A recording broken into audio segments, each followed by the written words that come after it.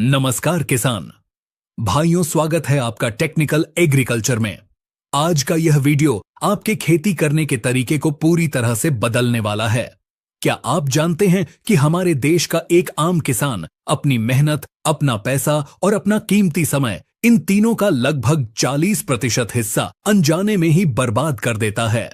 जी हां, यह सुनकर आपको हैरानी हो रही होगी, लेकिन यह सच है। हम खेत में जो महंगी खाद डालते हैं, जो पानी हम ट्यूबवेल से निकालते हैं, उसका एक बहुत बड़ा हिस्सा हमारी फसल को नहीं मिल पाता। वह या तो धूप की वजह से हवा में उड़ जाता है या फिर खरपतवार यानी घास फूस उसे चट कर जाती है। सोचिए, अगर आपके पास कोई ऐसी तकनीक हो, कोई ऐसा तरीका हो जो आपकी खाद और पानी के खर्च को आधा कर दे और आपकी पैदावार को, आपके मुनाफे को 2 गुना या 3 गुना कर दे। आज हम जिस विषय पर बात करने जा रहे हैं उसे दुनिया भर के आधुनिक किसान इस्तेमाल करते हैं और जिसे खेती का ब्रह्मास्त्र कहा जाता है। आज हम बात करेंगे मल्चिंग के बारे में। यह सिर्फ प्लास्टिक की एक पन्नी नहीं है, बल्कि यह एक विज्ञान है, एक ऐसी सुरक्षा दीवार है जो आपकी फसल को मौसम की मार, कीड़ों के हमले और बीमारियों से बचाती है। आज के इस वीडियो में हम मल्चिंग का पूरा कच्चा चिट्ठा खोलेंगे। मल्चिंग क्या है, यह कैसे काम करती है, इसे लगाने का सही वैज्ञानिक तरीका क्या है, इसमें कौन सी गलतियां किसान करते हैं और इससे आप लाखों का मुनाफा कैसे कमा सकते हैं। एक एक बारीक जानकारी आपको इस वीडियो में मिलेगी। इसीलिए अगर आप एक गंभीर किसान हैं और खेती को बिजनेस की तरह देखते हैं तो इस वीडियो का एक भी सेकंड मिस मत कीजिएगा। चलिए शुरू करते हैं। सबसे पहले बहुत ही सरल भाषा में समझते हैं कि आखिर यह मल्चिंग है क्या। देखिए, प्रकृति कभी भी अपनी जमीन को नंगा नहीं रखती। अगर आप जंगलों में देखेंगे तो जमीन हमेशा सूखी पत्तियों और टहनियों से ढकी रहती है। इसी सिद्धांत को जब हम खेती में अपनाते हैं तो उसे मल्चिंग कहते हैं, यानी पौधों की जड़ों के पास की जमीन को किसी चीज से ढक देना। पुराने जमाने में हमारे बुजुर्ग इसे पराली या सूखी घास से करते थे, जिसे हम ऑर्गेनिक मल्चिंग कहते हैं। लेकिन आज के समय में जब हम व्यावसायिक खेती यानी कमर्शियल फार्मिंग की बात करते हैं तो हम एक विशेष प्रकार की प्लास्टिक फिल्म का इस्तेमाल करते हैं। इसे प्लास्टिक मल्चिंग कहा जाता है। अब सवाल यह आता है कि आखिर हमें खेत में प्लास्टिक बिछाने की जरूरत क्यों है। इसके पीछे बहुत बड़ा विज्ञान छिपा है। जब हम खुले खेत में खेती करते हैं तो सूरज की सीधी रोशनी मिट्टी पर पड़ती है। इससे मिट्टी के अंदर की नमी भाप बनकर बहुत तेजी से उड़ जाती है। वैज्ञानिक शोध बताते हैं कि खुले खेत में दिया गया 60 से 70% पानी वाष्पीकरण यानी इवेपोरेशन की वजह से उड़ जाता है। लेकिन जब हम मल्चिंग लगा देते हैं तो वह नमी प्लास्टिक से टकराती है और वापस बूंद बनकर जड़ों में गिर जाती है। यानी मल्चिंग लगाने के बाद आपको खेत में बहुत कम पानी देने की जरूरत पड़ती है। जिन इलाकों में पानी की कमी है वहां के लिए यह तकनीक किसी वरदान से कम नहीं है। इसका दूसरा और सबसे बड़ा फायदा है खरपतवार पर नियंत्रण। किसान भाइयों, हम सब जानते हैं कि फसल से ज्यादा खर्चा तो निंदाई गुड़ाई और लेबर में हो जाता है। खरपतवार को उगने के लिए सूरज की रोशनी की जरूरत होती है। विज्ञान का नियम है कि बिना रोशनी के पौधे भोजन नहीं बना सकते। मल्चिंग फिल्म सूरज की रोशनी को मिट्टी तक पहुंचने ही नहीं देती। नतीजा यह होता है कि प्लास्टिक के नीचे अंधेरा रहता है और खरपतवार उग ही नहीं पाते। जो थोड़े बहुत उगते भी हैं, वे गर्मी और अंधेरे की वजह से वहीं मर जाते हैं और सड़कर आपकी फसल के लिए हरी खाद बन जाते हैं।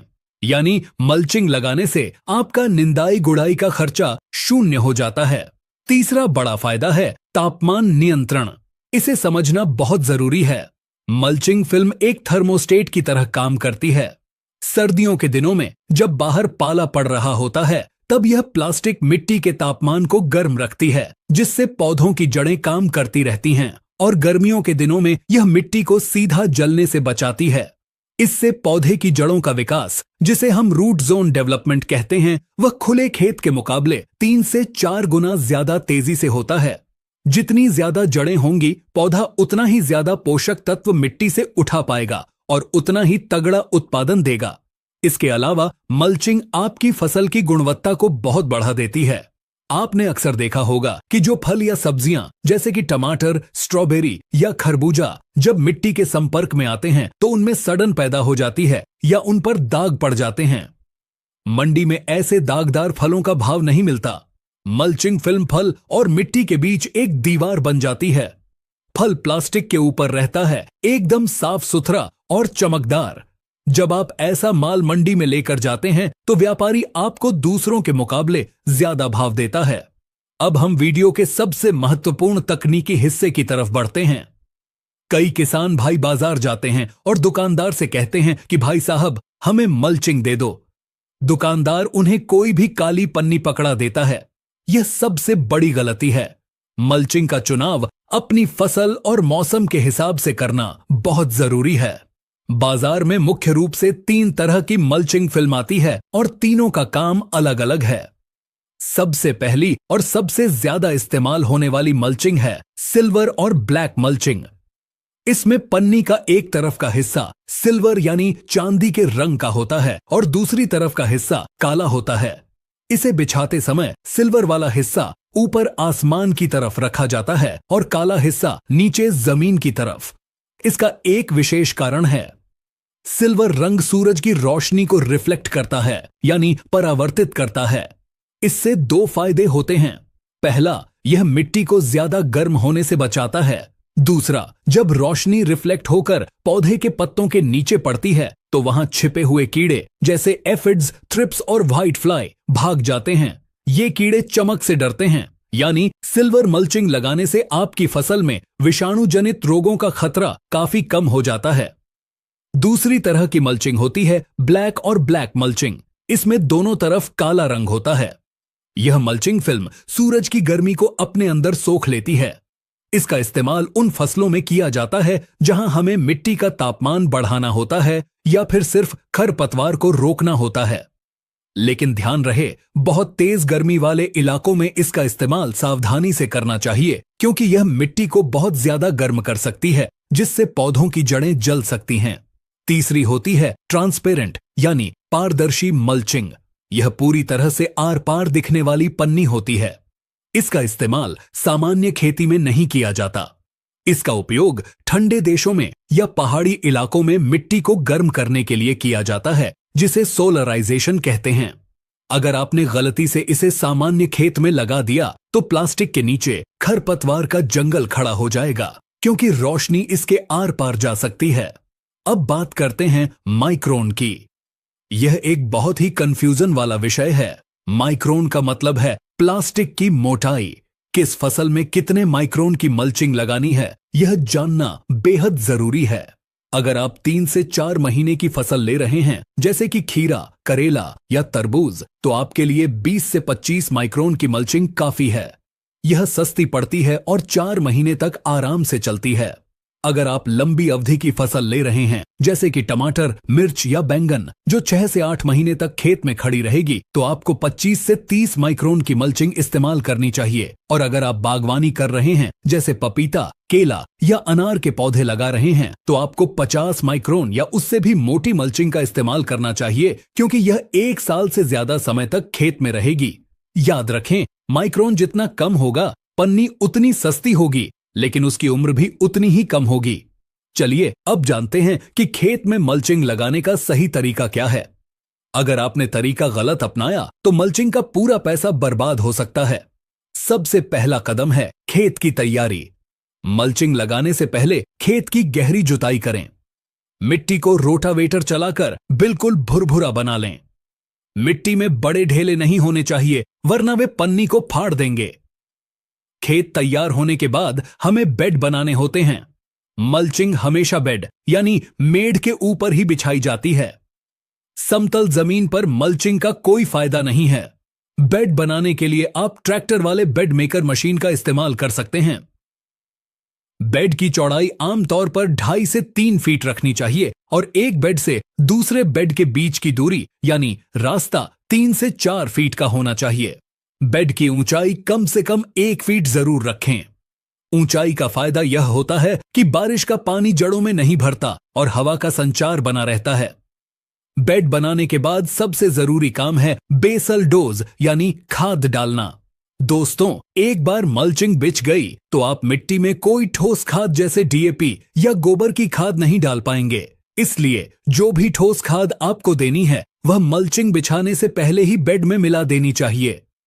मिट्टी परीक्षण के आधार पर आप डीएपी, पोटाश, माइक्रोन्यूट्रिएंट्स और नीम की खली को मिट्टी में अच्छे से मिला दें। इसके साथ ही मिट्टी जनित रोगों से बचने के लिए ट्राइकोडर्मा या किसी अच्छे फफूंदनाशक का इस्तेमाल जरूर करें। अगला स्टेप है ड्रिप लाइन बिछाना। याद रखें, मल्चिंग के साथ ड्रिप इरिगेशन यानी टपक सिंचाई का होना अनिवार्य है। बिना ड्रिप के मल्चिंग खेती संभव नहीं है। ड्रिप की नली को बेड के बिल्कुल बीचों बीच बिछाएं। नली बिछाते समय यह ध्यान रखें कि ड्रिप के छेद ऊपर की तरफ हों। अगर छेद नीचे होंगे तो वे मिट्टी से बंद हो सकते हैं। मल्चिंग बिछाने से पहले एक बार ड्रिप चलाकर चेक कर लें कि कहीं लीकेज तो नहीं है और पानी आखिरी सिरे तक बराबर पहुंच रहा है या नहीं। अब बारी आती है मल्चिंग फिल्म को बिछाने की। मल्चिंग रोल को बेड के एक सिरे पर रखें। सिल्वर वाला हिस्सा ऊपर और काला वाला हिस्सा नीचे रखें। पन्नी को दोनों किनारों से पकड़कर खींचें। यहां एक बहुत जरूरी बात ध्यान देने वाली है। पन्नी को एकदम टाइट यानी कसकर बिछाना चाहिए। पन्नी और मिट्टी के बीच में हवा की जगह नहीं रहनी चाहिए। अगर पन्नी ढीली रह गई तो हवा चलने पर वह फड़फड़ाएगी और फट जाएगी। साथ ही ढीली पन्नी के नीचे गर्म हवा जमा हो जाती है जो पौधे के तने को जला सकती है। पन्नी को कसकर बिछाएं और दोनों किनारों को मिट्टी से अच्छे से दबा दें। आप इसके लिए लेबर का इस्तेमाल कर सकते हैं या फिर आजकल ट्रैक्टर से चलने वाली मल्चिंग लेइंग मशीनें भी आती हैं जो एक साथ बेड भी बनाती हैं, ड्रिप भी बिछाती हैं और मल्चिंग भी लगा देती हैं। मल्चिंग बिछाने के बाद हमें पौधे लगाने के लिए उसमें छेद करने होते हैं। इसे होल पंचिंग कहते हैं। छेद करने के लिए आप बाजार में मिलने वाले होल पंचर का इस्तेमाल कर सकते हैं या फिर एक देसी जुगाड़ भी कर सकते हैं। एक लोहे के पाइप के टुकड़े को एक सिरे से गर्म कर लें और उससे प्लास्टिक पर हल्का सा दबाएं। इससे बिल्कुल गोल और साफ सुथरा छेद बन जाएगा। छेद का आकार 2 से 3 इंच से ज्यादा बड़ा नहीं होना चाहिए। अगर छेद बहुत बड़ा होगा तो वहां से खरपतवार निकल आएंगे। 2 पौधों के बीच की दूरी कितनी रखनी है यह आपकी फसल पर निर्भर करता है। टमाटर और मिर्च के लिए आमतौर पर 1.5 से 2 फीट की दूरी सही रहती है, जबकि बैल वाली सब्जियों के लिए दूरी ज्यादा रखनी पड़ती है। कोशिश करें कि छेद जिग जैग तरीके से करें, यानी एक लाइन के पौधे और दूसरी लाइन के पौधे आमने सामने न होकर थोड़े आगे पीछे हों। इससे पौधों को फैलने के लिए पूरी जगह मिलती है। मल्चिंग लगाते समय किसान अक्सर कुछ गलतियां कर बैठते हैं जिनका नुकसान उन्हें बाद में उठाना पड़ता है। सबसे पहली गलती है दोपहर की तेज धूप में मल्चिंग बिछाना। प्लास्टिक का गुण होता है कि वह गर्मी में फैलता है। अगर आप दोपहर में पन्नी को खींचकर बांध देंगे तो रात को जब ठंडक होगी तो पन्नी सिकुड़ेगी और अत्यधिक तनाव के कारण फट जाएगी। इसलिए मल्चिंग बिछाने का सबसे सही समय सुबह का होता है जब मौसम ठंडा हो। दूसरी बड़ी गलती जो किसान करते हैं वह है नमी की कमी। मल्चिंग बिछाने से पहले बेड में अच्छी नमी होनी चाहिए। अगर आप सूखी धूल पर पन्नी बिछा देंगे तो बाद में ड्रिप से पूरी मिट्टी को गीला करना बहुत मुश्किल हो जाएगा। इसीलिए बेड बनाने के बाद एक बार भरपूर पानी चलाएं और जब मिट्टी में नमी यानी बतर आ जाए तभी मल्चिंग बिछाएं। एक और समस्या जो अक्सर आती है वह है तना गलने की समस्या। जब हम छोटे पौधे लगाते हैं और अगर पौधे का कोमल तना गर्म प्लास्टिक को छू जाता है तो वह जल जाता है। इससे बचने के लिए जब आप छेद करें तो ध्यान रखें कि पौधा छेद के बिल्कुल बीच में हो और वह प्लास्टिक के किनारों को टच न करे। गर्मियों में यह समस्या ज्यादा आती है। अब बात करते हैं अर्थशास्त्र की, यानी मुनाफे और लागत की, क्योंकि अंत में किसान के लिए यही मायने रखता है कि जेब में कितना पैसा आया। अगर हम 1 एकड़ खेत का हिसाब लगाएं तो अच्छी गुणवत्ता वाली पन्नी, ड्रिप पाइप और लेबर का खर्चा मिलाकर सामान्य खेती के मुकाबले लगभग 15,000 से लेकर 20,000 रुपए तक का अतिरिक्त खर्चा आता है। यह सुनकर कई किसान भाई डर जाते हैं कि इतना खर्चा क्यों करें। लेकिन अब सिक्के का दूसरा पहलू देखिए। जब आप मल्चिंग लगाते हैं तो सबसे पहले आपके निंदाई गुड़ाई के 15 से 20,000 रुपए बच जाते हैं। दूसरा, खाद और दवाइयों का खर्चा लगभग 30% कम हो जाता है। और सबसे बड़ी बात, आपकी पैदावार। वैज्ञानिक और अनुभवी किसान यह मानते हैं कि मल्चिंग विधि से खेती करने पर उत्पादन में 25 से 40% तक की बढ़ोतरी होती है। एक सवाल जो अक्सर पूछा जाता है कि क्या मल्चिंग पर्यावरण के लिए हानिकारक है? देखिए, प्लास्टिक अपने आप में पर्यावरण के लिए चुनौती तो है, लेकिन अगर हम इसका जिम्मेदारी से इस्तेमाल करें तो समस्या नहीं है। फसल खत्म होने के बाद यह किसान की जिम्मेदारी है कि वह खेत से पूरी पन्नी को बाहर निकाले। कई बार किसान पन्नी को खेत में ही रोटावेटर चलाकर मिट्टी में मिला देते हैं। यह बहुत बड़ी गलती है। प्लास्टिक मिट्टी में गलता नहीं है, बल्कि वह छोटे छोटे टुकड़ों में बंटकर मिट्टी की उर्वरा शक्ति को हमेशा के लिए खत्म कर देता है। इसलिए फसल लेने के बाद पन्नी को समेट लें। अगर पन्नी अच्छी हालत में है और आपने मोटी माइक्रोन की पन्नी ली थी तो आप उसे अगली फसल के लिए भी इस्तेमाल कर सकते हैं, नहीं तो उसे कबाड़ में दे दें ताकि वह रिसाइकिल हो सके। इसे खेत में जलाना भी नहीं चाहिए क्योंकि इससे जहरीला धुआं निकलता है। फर्टिगेशन यानी खाद देने का तरीका भी मल्चिंग में बदल जाता है। चूंकि मिट्टी ढकी हुई है, आप ऊपर से यूरिया या डीएपी नहीं फेंक सकते। आपको पानी में घुलनशील खाद जैसे 19-19-19, 12-61-0 या 00-50 का इस्तेमाल करना होता है। इसे ड्रिप के वेंचुरी सिस्टम के जरिए सीधे जड़ों तक पहुंचाया जाता है। इसे फर्टिगेशन कहते हैं। यह तरीका बहुत ही कारगर है क्योंकि इसमें खाद सीधे पौधे के मुंह में जाती है, इधर उधर बर्बाद नहीं होती। इससे पौधे का विकास बहुत ही संतुलित और जबरदस्त होता है। अंत में मैं यही कहना चाहूंगा कि खेती अब सिर्फ पेट भरने का साधन नहीं, बल्कि एक उद्योग है, एक बिजनेस है, और किसी भी बिजनेस में सफल होने के लिए हमें नई तकनीकों को अपनाना ही होगा। मल्चिंग एक ऐसी ही तकनीक है जिसने पूरी दुनिया में खेती की तस्वीर बदल दी है। शुरुआत में आपको यह थोड़ा मुश्किल या खर्चीला लग सकता है, लेकिन जब आप एक बार इसे अपना लेंगे, जब आप अपने खेत में लहलहाती, रोग मुक्त और बम्पर फसल देखेंगे, तब आपको गर्व होगा अपने निर्णय पर। अगर आप टेक्निकल एग्रीकल्चर चैनल पर नए हैं तो मैं आपको सलाह दूंगा कि इस तकनीक को छोटे स्तर पर, शायद आधे एकड़ या 1 बीघा से शुरू करें। खुद अनुभव करें, खुद फर्क देखें। मुझे पूरा विश्वास है कि अगली बार आप अपने पूरे खेत में मल्चिंग ही लगाएंगे। किसान भाइयों, उम्मीद है कि मल्चिंग पर यह विस्तृत जानकारी, यह A to Z गाइड आपको पसंद आई होगी। हमने कोशिश की है कि छोटी से छोटी बात भी न छूटे, लेकिन फिर भी खेती हर जगह की अलग होती है, मिट्टी अलग होती है, पानी अलग होता है। अगर आपके मन में कोई भी सवाल हो, कोई भी शंका हो, तो आप बेझिझक कमेंट बॉक्स में पूछ सकते हैं। हम हर एक किसान भाई के सवाल का जवाब देने की पूरी कोशिश करेंगे। इस वीडियो को अपने साथी किसान भाइयों के साथ, अपने किसान समूहों में शेयर जरूर करें। ज्ञान बांटने से ही बढ़ता है। अगर भारत का हर किसान ऐसी आधुनिक तकनीकों को अपना ले तो वह दिन दूर नहीं जब हमारा किसान भी समृद्ध और खुशहाल होगा। आज के वीडियो में बस इतना ही। मिलते हैं बहुत जल्द एक और नई जानकारी, एक नई तकनीक के साथ। तब तक के लिए आप अपने खेत का और अपना ख्याल रखें। मेहनत करते रहें और स्मार्ट तरीके से खेती करते रहें। जय जवान, जय किसान। धन्यवाद।